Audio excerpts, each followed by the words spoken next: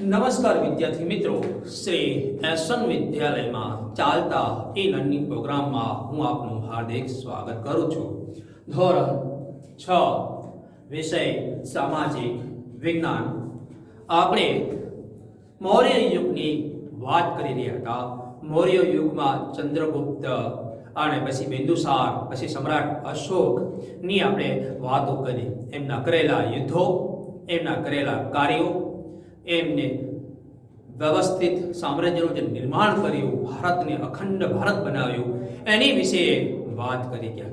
એટલે કે એકમ 6 મૌર્ય યુગ, ચંદ્રગુપ્ત અને સમ્રાટ અશોકની આપણે વાત કરી ગયા. એમાં આજે આપણે વિસ્તારથી વધારે ઊંડાણપૂર્વક એનો અભ્યાસ કરવા જઈ રહ્યા છીએ. તો કે બ્રાહ્મી લિપિ એ આધુનિક ભારતની મોટા ભાગની લિપિઓ બ્રાહ્મી લિપિઓમાંથી વિકસિત છે. અહીં તમને પાઠ્યપુસ્તકની અંદર અ અક્ષર તમને ખોલશો એટલે જુદી જુદી લિપિઓમાં જોઈ શકો છો, અને એનો વ્યવસ્થિત અભ્યાસ કરશો એટલે તમને ખ્યાલ આવશે કે શું છે એ બ્રાહ્મી લિપિ, એની શરૂઆત કેવી રીતે થઈ, એનો ઉકેલ કેવી રીતે કરી શકાય. જો તમે ભવિષ્યમાં ભાષા કન્વર્ટરનો પ્રોગ્રામિંગ અભ્યાસ કરશો તો તમને કોઈ ઉચ્ચ પ્રકારની કંપનીઓમાં જોબ સરળતાથી મળી જશે, જે વિદેશો સાથે વધારે વેપાર કરતી હોય, એની લેંગ્વેજ સરળતાથી સમજવા માટે તમને ત્યાં રાખી શકશે. એટલે કે આવી જુદી જુદી ભાષાઓનો તમે અભ્યાસ કરશો તો તમે ભાષા ટ્રાન્સલેશન તરીકે પણ જોબ મેળવી શકશો, અથવા તો ઇતિહાસના સંશોધનમાં તમે પણ મહત્વનો ફાળો આપી શકશો. વિદ્યાર્થી મિત્રો, અને નવો ઇતિહાસ લખાવવામાં તમે મદદરૂપ થઈ શકશો. જે ઇતિહાસમાં બાહ્ય કડીઓ, આંતરિક કડીઓ તૂટી ગઈ છે, જે રહી ગઈ છે, એ તમે સંશોધન કરીને ઉમેરી શકશો. એટલે આપણે ઇતિહાસને બરાબર વ્યવસ્થિત સમજી શકીએ. એટલે લિપિઓ સમજવી, ભાષાઓ સમજવી, વધારે ભાષાઓ સમજવી એ ખૂબ જરૂરી છે.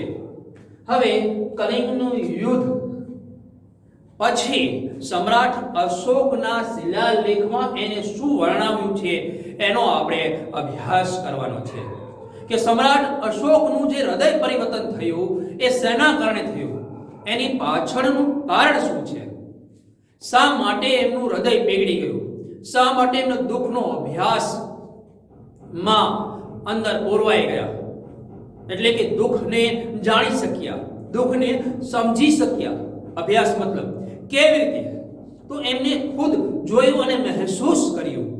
એના આધારે એમને શિલાલેખોમાં પોતાના કરેલા કર્મ એમને વર્ણવવાનો પ્રયત્ન કર્યો છે, જેથી ભવિષ્યમાં કોઈ આવું વર્ણન ફરી પાછું ન કરવું પડે, અને વળી પાછો ઇતિહાસ દોહરાવવો પડે નહીં. કારણ કે યુદ્ધમાં જે કુંવારી વિનાશ સર્જાય છે એ પ્રથમ વિશ્વયુદ્ધ અને બીજા વિશ્વયુદ્ધમાં આપણે જોઈ ગયા, એનો અભ્યાસ પણ કરીએ છીએ.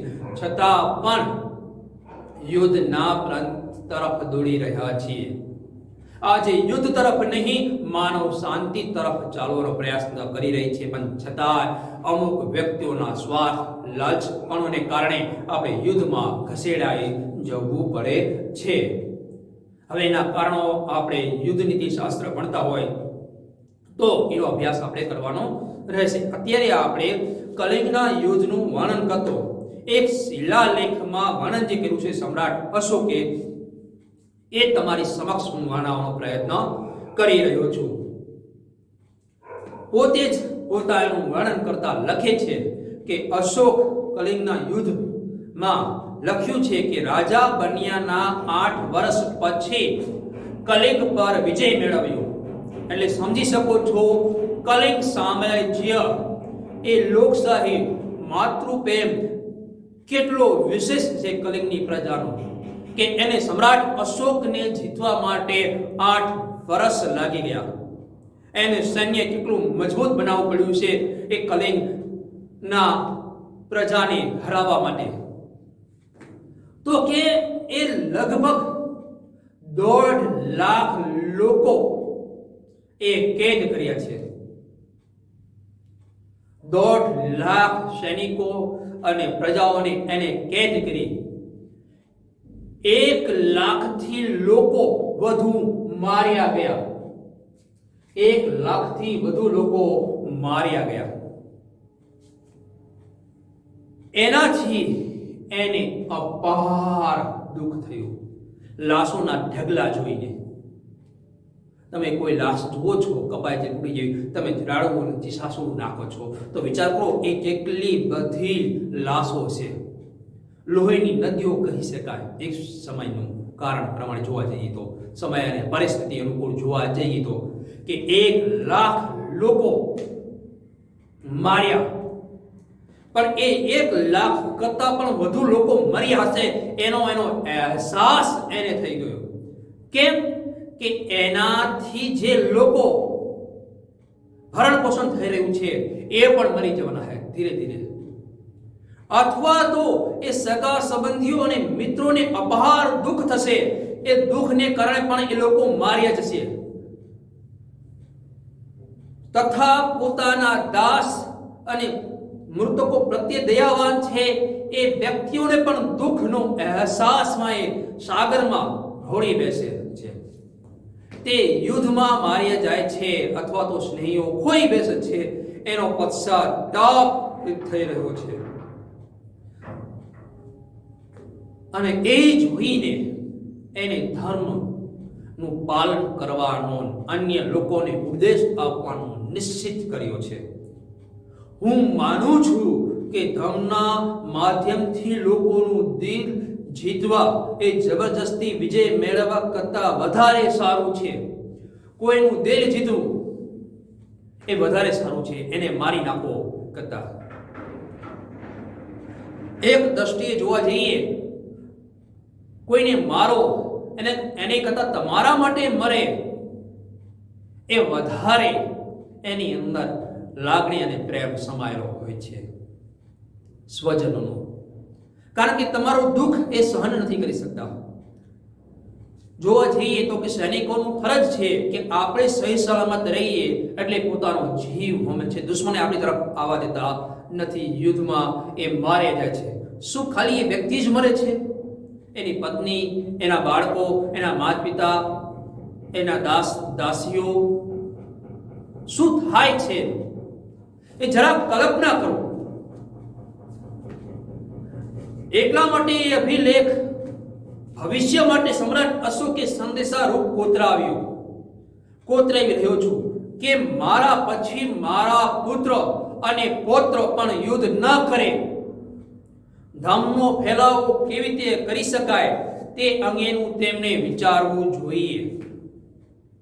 હવે એના માટે એ બધી વસ્તુઓ આપણે અંદર છે. સમજાય છે વિદ્યાર્થી મિત્રો કે સમ્રાટ અશોકે પોતાના શિલાલેખમાં શું કોતરાવ્યું હતું? એક પાસું દુઃખનું, ભયાનકનું, કે યુદ્ધ પછીનું જે વર્ણન કરી ન શકાય એવા શબ્દોને ટૂંકમાં એને વર્ણવવાનો પ્રયત્ન કર્યો હતો. દુઃખદ ઘટનાઓ, એના પછીના સ્વજનો જેને ગુમાવ્યા છે એની વેદનાઓ, એ સામ્રાજ્ય જે હરુભર્યું હતું એને છીન ભીન થઈ ગયું એની વેદના હવે ક્યારે ઊભું થશે એનો કોઈ જ ખ્યાલ નથી. એક રાજ્ય જીતવા માટે બીજા રાજ્ય તમે છીન ભીન કરો છો એ કેટલી હદે વ્યાજબી છે એ સમજાવવાનો પ્રયત્ન સમ્રાટ અશોકે પોતાના શિલાલેખમાં કર્યો છે. ફરી પાછો તમને જો પરીક્ષામાં પૂછાય સમ્રાટ અશોકનો શિલાલેખનું વર્ણન, તો તમે સ્ટેપ બાય સ્ટેપ લખવાનો પ્રયત્ન કરજો. સમ્રાટ અશોકે પોતાના વિજય પછી રાજા બન્યાના જે 8 વર્ષ પછી એ કલિંગ ઉપર યુદ્ધ કર્યું અને એ યુદ્ધમાં જે વિનાશ થયો એનું એ વર્ણન સમ્રાટ અશોકે શિલાલેખમાં કર્યું છે. કલિંગના યુદ્ધનું વર્ણન કરતા અશોકે પોતાના કલિંગના શિલાલેખમાં જ લખ્યું છે કે રાજા બન્યાના 8 વર્ષ પછી મેં કલિંગ પર વિજય મેળવ્યો. લગભગ 1.5 લાખ લોકો એને કેદ કર્યા અધગુવા જેવી અવસ્થામાં. 1 લાખથી વધુ લોકો એને યુદ્ધમાં મારી નાખ્યા સૈનિકો. એનાથી મને અપાર દુઃખ થયું છે. જે લોકો પોતાના સગા સંબંધીઓ અને મિત્રોને ખૂબ ચાહે છે તથા પોતાના દાસો અને મૃતકો પ્રત્યે દયાવાન હોય છે તે યુદ્ધમાં માર્યા જાય છે, અથવા તો પોતાના સ્નેહીઓ ખોઈ બેસે છે, તેનાથી મને પશ્ચાતાપ થઈ રહ્યો છે. હવે મેં ધર્મનો પાલન કરવાનો અને અન્યને ધર્મને માર્ગે વાળવાનો માધ્યમ લોકો તરફ વળે એ માટે હું માની રહ્યો છું.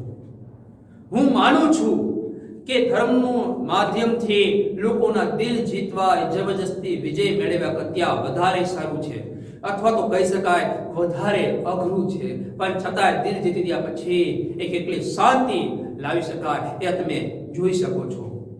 આ અભિલેખ ભવિષ્ય માટે એક સંદેશા રૂપ કોતરાવી રહ્યો છું કે મારા પછી મારા પુત્ર અને પૌત્ર પણ યુદ્ધ ન જ કરે કે ન કરે. ધર્મનો ફેલાવો કેવી રીતે કરી શકાય તે અંગે વધુને વધુ વિચારવું જોઈએ. ગુજરાતના જૂનાગઢમાં ગિરિનાર પર્વત તરફ દામોદર કુંડ જતા અશોકનો શિલાલેખ મળી આવેલ છે. ક્યાં સમ્રાટ અશોકનો શિલાલેખ મળી આવ્યો છે? ગુજરાતના જૂનાગઢમાં ગિરનાર પર્વત તરફ દામોદર કુંડ જતા સમ્રાટ અશોકનો શિલાલેખ મળી આવે છે, જે પ્રાકૃત ભાષામાં લખાયેલો છે. આ શિલાલેખમાં 3 રાજવીઓના લેખો છે. આ લેખ રાજા મહાક્ષત્રિય રુદ્રમાનવ છે. આ લેખમાં મૌર્ય રાજા ચંદ્રગુપ્ત રાષ્ટ્રીય પુષ્પગુપ્ત દ્વારા નિર્માણ કરવામાં આવેલ સુદર્શન તળાવ અને અશોકના રાષ્ટ્રીય યવન રાજા દ્વારા સિંચાઈ માટે તેમાંથી નહેરો કાઢવાની વિગતો આપવામાં આવેલ છે. એ સમ્રાટ અશોકનું ગિરનાર પર્વતમાં જે કોતરણ કરવામાં આવ્યું છે એનો ઉલ્લેખ છે. એને 3 રાજવીઓનો લેખ ગણી શકાય. આ લેખમાં રાજા મહાક્ષત્રિય રુદ્રમાનવ અને બીજા રાષ્ટ્રીય પુષ્પ અને રાષ્ટ્રીય યવન રાજાનો અંદર 3 વ્યક્તિઓની વિગતો દર્શાવવામાં આવી છે. એમાં સુદર્શન તળાવ અને નહેરો કાઢવાની વાતો કરવામાં આવી છે. ધર્મ પ્રચારક તરીકે સમ્રાટ અશોક વિશે આપણે ચર્ચા કરવા જઈ રહ્યા છીએ. ધર્મનો પ્રચાર કેવી રીતે કરવો અથવા તો કેવી રીતે કરી શકાય એ વિશે આપણે સમ્રાટ અશોક વિશે માહિતીનું જ્ઞાન દ્વારા આપણે પ્રયત્ન કરીએ. અશોકે દેશભરમાં આવેલા બૌદ્ધ તીર્થધામોની યાત્રા કરી. યાત્રા દરમિયાન બૌદ્ધ ધર્મનો પ્રચાર પણ કર્યો. અશોકે ગૌતમ બુદ્ધના ઉપદેશમાંથી પ્રેરણા મેળવી પોતાની પ્રજાને ધર્મનો માર્ગ બતાવવા સામ્રાજ્યનો ઠેર ઠેર શિલાલેખો અને સ્તંભો કોતરાવ્યા, જેનાથી લોકો જ્ઞાન થાય, ધર્મ તરફ વળે અથવા તો ધર્મના ઉપદેશથી પોતાનું જીવન બહેતર બનાવવાનો પ્રયત્ન કરે. હવે ધર્મનો માર્ગ બતાવવા માટે એને ઠેર ઠેર જે શિલાલેખો કોતરાવ્યા એની અંદર સમસ્યાનો ઉકેલ સમ્રાટ રાજ્યમાં એ સમયે એને ધર્મ માટે કર્યો હતો. સમ્રાટ અશોક 13 વર્ષની અંદર એટલે કે સમગ્ર દેશમાં પરિભ્રમણ કરે છે અને બૌદ્ધ ધર્મનો તીર્થધામો જે મહત્વના ગણાય છે એ યાત્રાઓ કરીને એનું એ સમય સંપર્કમાં આવે છે. સાથે સાથે યાત્રા દરમિયાન બૌદ્ધ ધર્મનો ઉપદેશ આપે છે. એટલે કે બૌદ્ધ ધર્મના તીર્થોમાં એ પોતાનું જ્ઞાન મેળવે છે અને જ્ઞાન દ્વારા બીજાને જ્ઞાન તરફ વાળવાનો પ્રયત્ન કરે છે, ઉપદેશની પ્રેરણા આપે છે. પોતાની પ્રજાને ધર્મનો માર્ગ બતાવવાનો પ્રયત્ન કરે છે, ધર્મનો માર્ગ બતાવવાનો પ્રયત્ન કરે છે અને એના માટે ઠેર ઠેર શિલાલેખો કોતરાવતો જાય છે. તે સમયની સમસ્યાનો ઉકેલ લાવવા અશોકે રાજ્યમાં ધર્મ ખાતાની રચના કરી. આ ખાતાના ઉપરી તરીકે નિમાયેલ ધર્મ મહાપાત્ર નામના અધિકારી કે પ્રજામાં બૌદ્ધ ધર્મનો પ્રચાર કરી તેમનું નૈતિક ધોરણ ઊંચું લાવવાનું કાર્ય કરવાનું હતું.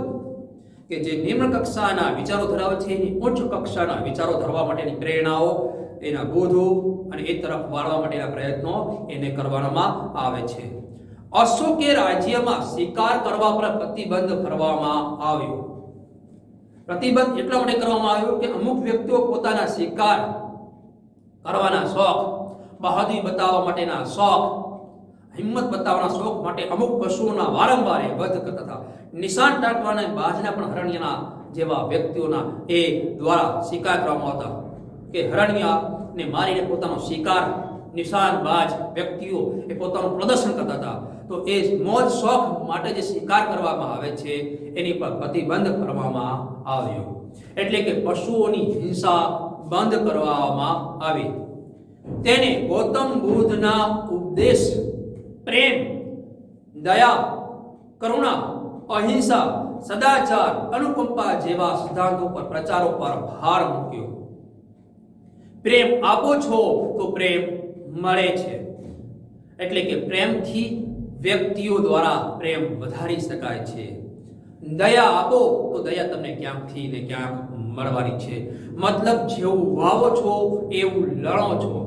આંબા વાવશો તો કેરીઓ મળશે, બાવરિયા વાવશો તો બાવરિયાના કાંટા જ વાગવાના છે. કરુણા,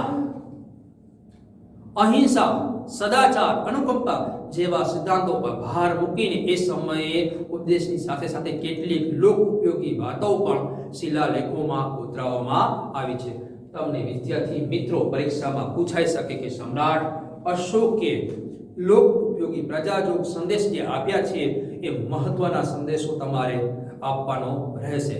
એટલે કે 8 પોઈન્ટ છે એ તમને 4 માર્ક્સમાં પૂછાઈ શકે છે.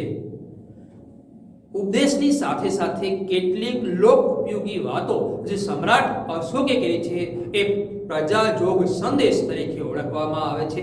એ અશોકનો પ્રજાજોગ સંદેશની અંદર 8 વાતોને મહત્વ આપવામાં આવ્યું છે. એની અંદર પહેલું, માતા પિતાની આજ્ઞાનું પાલન કરવું.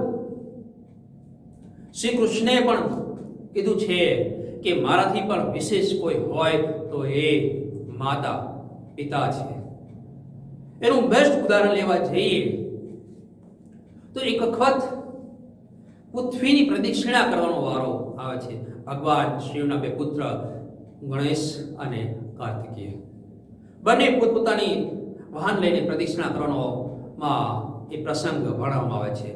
કાર્તિકેય ભગવાન મોર ઉપર બેસે છે અને પૃથ્વીની પ્રદક્ષિણા શરૂ કરે છે. અને એ દરમિયાન કાર્તિકેય ભગવાનની બરાબરીમાં જે ગણેશ ભગવાનની જે યાત્રા શરૂ કરવાનો પ્રયત્ન કરે છે એમાં એમનું વાહન જે ઉંદર હોય છે એટલી મોરની સ્પીડમાં ચાલી શકે નહીં. એટલે એ ગણેશજી ભગવાન શિવ અને પાર્વતી માતા પિતાની પ્રદક્ષિણા કરે છે અને એ દ્વારા સમજાવવાનો પ્રયત્ન કરે છે કે સૌથી વધુ શું છે કે માતા પિતા એ દેવ કરતાં પણ દુર્લભ છે. એટલે કે માતા પિતાની સેવામાં લીન રહેશો તો ભગવાન તમારા દ્વારે પણ ઊભા રહેશે. એવો જ એક પ્રસંગ જોવા જઈએ વિદ્યાર્થી મિત્રો તો કે એક સમયે યાત્રાનો સંઘ નીકળી રહ્યો હતો અને એક યાત્રા દરમિયાન એક વ્યક્તિ ઊભો હતો, સાથે સાથે પ્રસંગમાં જઈ રહ્યો હતો. તો બધાએ કીધું, ઋષિ મળ્યા અને કીધું કે પ્રભુ અમે હવે આગળ યાત્રામાં જઈ રહ્યા છીએ તો કે તમારી સાથે એક મહાન પાપી પણ યાત્રા કરી રહ્યો છે. કોણ છે? તો એને બતાવે છે અને એને તગડી મૂકે છે. પછી યાત્રા સંઘ નીકળી જાય છે પોતાની યાત્રા માટે અને ઋષિ પાસે ઊભો રહે છે. ઋષિ પાસે યાચના કરે છે, ક્ષમા માંગે છે કે મને કોઈ માર્ગ બતાવો પાપમાંથી નીકળવાનો. તો કે જા, તારે યાત્રા કરવી પડશે નહીં, તારી માતા પિતાની સેવા કર. ભગવાન તારી પાસે સ્વયં આવશે અને માતા પિતાની સેવામાં એટલો તલ્લીન થઈ જાય છે કે એક સમયે એ સ્વયં પ્રભુ એને દર્શન દેવા આવે છે અને એ માતા પિતાના ચરણો ધોઈ રહ્યો હતો હોય છે ત્યારે કહે છે કે બેટા હું પરમાત્મા તને દર્શન દેવા આવી રહ્યો છું. તો તારે સ્વયં એ વ્યક્તિ કહે છે કે પ્રભુ ઘડીક રાહ જુઓ, હું મારા માતા પિતાના પગ દબાઈ રહ્યો છો, જેવી એમની નિંદ્રા આવશે, નિંદમાં સૂઈ જશે, એવો હું તમારા દર્શન કરવા આવીશ. અથવા તો તમારું કર્મ છે જે પૂરું થઈ જશે એ પછી હું તમારા બહાર દર્શન કરવા આવીશ. ત્યાં સુધી ભગવાન સ્વયં એ દ્વાર પર ઉભા રહે છે, એની રાહ જુએ છે. મતલબ સમજાવવાનો પ્રયત્ન મારો એ છે કે માતા પિતાનું આજ્ઞા પાલન કરશો, એમની સેવા ચાકરી કરશો, તો એ પરમાત્માની સેવા ચાકરી કરતા પણ વિશેષ માનવામાં આવે છે. વડીલોનો આદર કરવો જોઈએ, વૃદ્ધોનું અપમાન કરવા દીધે. એક સમય જે બાળક હોય છે, એમ કહેવામાં આવે છે કે બાળક એ પ્રભુનું દર્શન છે, કે જે બાળકને ખ્યાલ નથી હોતો, એવો જ વૃદ્ધ અવસ્થા વડીલોનો પણ હોય છે કે એમને કંઈ જ ખ્યાલ હોતો નથી. તો એમનો આપણે વિશેષ ધ્યાન રાખવું જોઈએ. જેમ આપણે બાળકનું ધ્યાન રાખીએ છીએ એમ વડીલોનો પણ આદર કરવો જોઈએ, વિશેષ ધ્યાન રાખવું જોઈએ. ત્રીજો પોઈન્ટ છે પશુઓનો વધ ન કરવો જોઈએ. કૃષ્ણ ભગવાને પણ કીધું છે કે કણ કણમાં હું છું, કીડીમાં પણ છું, હાથીમાં હું છું, સિંહમાં છું. મતલબ કોઈ પશુનો વધ કરી રહ્યા છો તો પરમાત્માનો વધ કરી રહ્યા છો એવું સમજવાનું. એટલે તમે એ પશુનો વધ કરશો નહીં. પરમાત્માનું ખૂન કરવું એટલે કેટલો પાપ લાગી શકે છે એવું તમે સમજી શકો છો. પશુનો વધ ન કરવો. ચોથો પોઈન્ટ, તમારા જિંદગીને બહેતર બનાવવાનો પ્રયત્ન કરશે, બને તેટલો ઓછો ખર્ચો કરવો, મધ્યમ માર્ગ માટે જીવવું. જેટલું છે એમાં ગુજારવાનો પ્રયત્ન કરો, જે છે એમાં સુખી રહેવાનો પ્રયત્ન કરો. કોક સ્ટેપ બાય સ્ટેપ દુઃખી થવાનો પ્રયત્ન કરે. જેટલી ઈચ્છાઓ વધશે એટલા જ તમારા દુઃખનું કારણ પણ વધશે. પાંચમો પોઈન્ટ, બને તો ગુરુની સેવા કરવી. આજે મોટા પ્રમાણમાં ગુરુ સેવાનું મહત્વ ખાલી ગુરુ પૂર્ણિમા સુધી જ રહ્યું છે, પછી એ ગુરુને ભૂલી જાય છે. મતલબ મારો કહેવાનો મતલબ છે ગુરુની સેવા કરવાથી પરમાત્મા ખુશ થાય છે. દાન પુણ્ય કરતા ગુરુની જેટલી સેવા કરવામાં આવે છે એટલું પુણ્ય વિશેષ તમારા ખાતામાં ઉમેરાઈ જશે.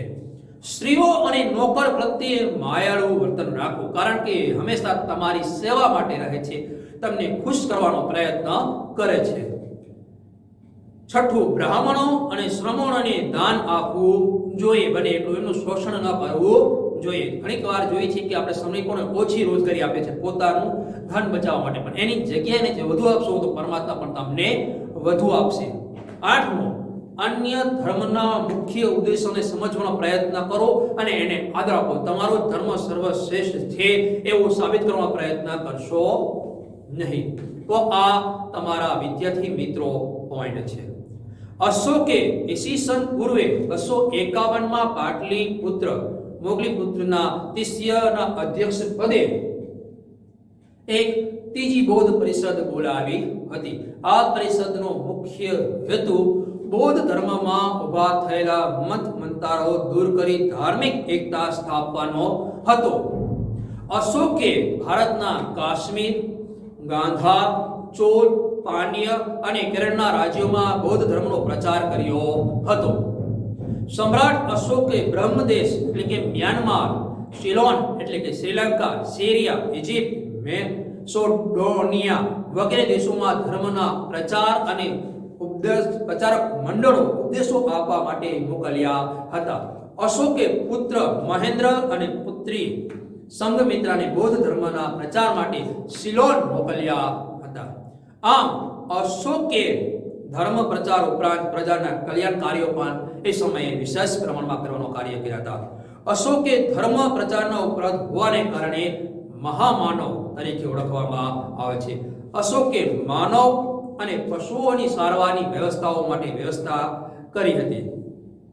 કુવા ખોદાવ્યા, વૃક્ષો રોપાવ્યા, રસ્તા બનાવ્યા અને વિશ્રામ ગૃહોનું નિર્માણ પણ કરાવ્યું હતું. આ લોક ઉપયોગી બાંધકામો એને કરાવ્યા હતા. અશોકના ગુણો અને તેના કાર્યોને લીધે ઇતિહાસમાં મહાન રાજવી તરીકે એની સ્થાપના કરવામાં આવી છે. ઈસવીસન પૂર્વે 232માં મહાન સમ્રાટ અશોકનું અવસાન થાય છે, એટલે કે એમને લગભગ 36 વર્ષ સુધી શાસન કર્યું. સમજાઈ ગયું વિદ્યાર્થી મિત્રો? અહીં સુધીનો એમને ઉપદેશ માટે જે કાર્ય પદ્ધતિ અપનાવી હતી એના પ્રજાજોગ સંદેશો 8 પોઈન્ટ જે તમને પરીક્ષામાં પૂછાય 4 માર્ક્સ માટે, એ વળી પાછા આપણા મગજમાં દોહરાવવાનો પ્રયત્ન કરીએ. પહેલું, માતા પિતાની આજ્ઞાનું પાલન કરવું. બીજું, વડીલોનો આદર કરવો. ત્રીજું, પશુઓનો વધ ન કરવો. ચોથું, બને તેટલો ઓછો ખર્ચો કરવો. પાંચમું ગુરુની સેવા કરવી, છઠ્ઠું સ્ત્રીઓ અને નોકર પ્રત્યે માયાળુ વર્તન રાખવું, સાતમું બ્રાહ્મણો અને શ્રમણોને દાન આપવું, અન્ય ધર્મના મુખ્ય સિદ્ધાંતોને સમજવાનો પ્રયત્ન કરવો અને બીજા ધર્મોને આદર આપવો. આ ઉપરાંત બીજું અન્ય જે કાર્ય કર્યા હતા એ જોઈએ તો કે ઈસવીસન પૂર્વે 251માં પાટલીપુત્રમાં મોગલી પુત્ર તિસ્ય ના અધ્યક્ષ પદે ત્રીજી બૌદ્ધ ધર્મ પરિષદ બોલાવી હતી.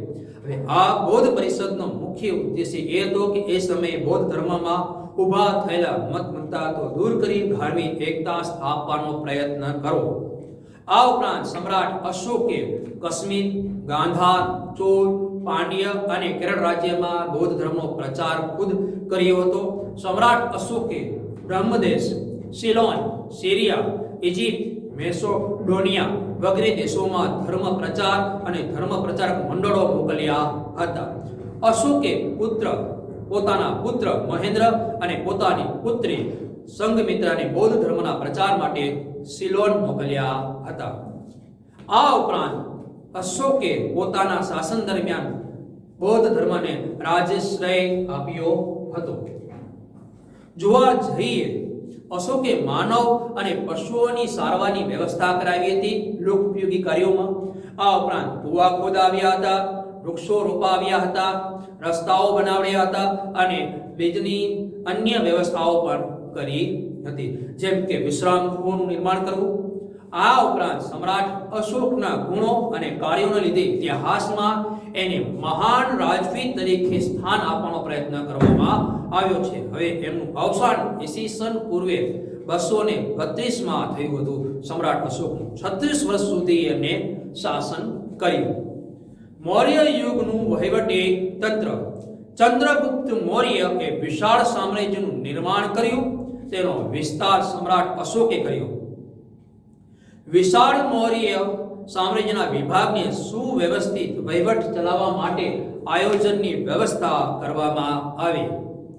ચંદ્રગુપ્ત મૌર્ય એ વિશાળ સામ્રાજ્યનું નિર્માણ કર્યું અને તેનો વિસ્તાર જે સમ્રાટ અશોકે કર્યો એ વિશાળ મૌર્ય સામ્રાજ્યના વિભાગને તેનો સુવ્યવસ્થિત વહીવટ ચલાવવા માટેનું આયોજન, વિભાગ પાડીને સુવ્યવસ્થિત વહીવટ ચલાવવા માટેનું આયોજન ચંદ્રગુપ્તના મુખ્ય મંત્રી અને પ્રખર રાજનીતિક યજ્ઞ ચાણક્ય દ્વારા કરવામાં આવ્યું હતું. આ વિભાગમાં એ સમયે એમને આ સમયમાં વહીવટી તંત્ર એમને 3 વિભાગોમાં વહેંચવામાં આવ્યું હતું. તો કે પહેલું છે કેન્દ્રીય, બીજું છે પ્રાંતીય અને ત્રીજું છે પ્રાદેશિક.